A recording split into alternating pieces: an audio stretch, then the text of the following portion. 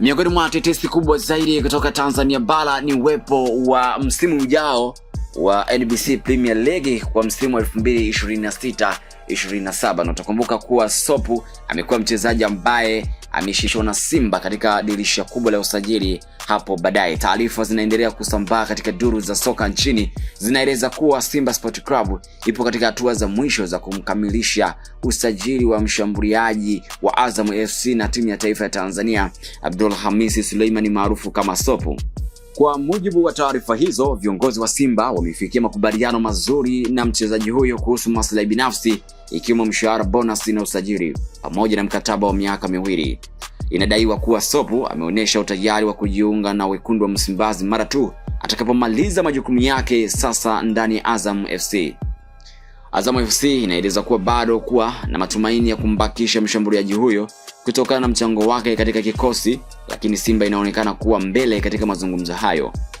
Endapo dili hilo litakamilika, Simba itakuwa imeongeza nguvu kazi eneo la ushambuliaji kwa kumpata mchezaji mwenye kasi, uwezo wa kucheza pembeni na katikati safu ya mbele pamoja na uzoefu wa mashindano ya kimataifa.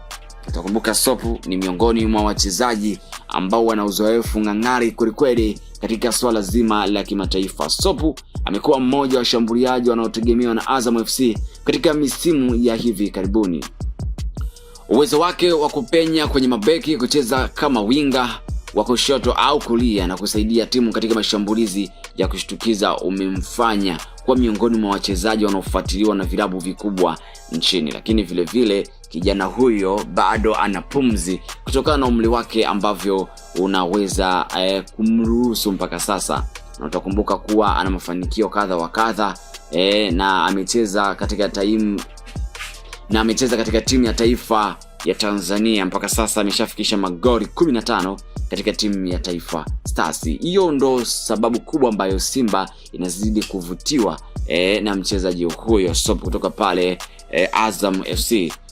Hadi sasa taarifa ya kuhamia Simba bado inaonekana kuwa tetesi za usajili na haijatangazwa rasmi na Simba Sport Club wala Azam FC, hivyo mashabiki wanasubiri udhibitisho rasmi kutoka pande husika kabla ya kuhitimisha kuwa dili hilo limekamilika. Endelea kwa Nasmile Media kwa taarifa mbalimbali za kimichezo kutoka ndani na nje mipaka ya Tanzania.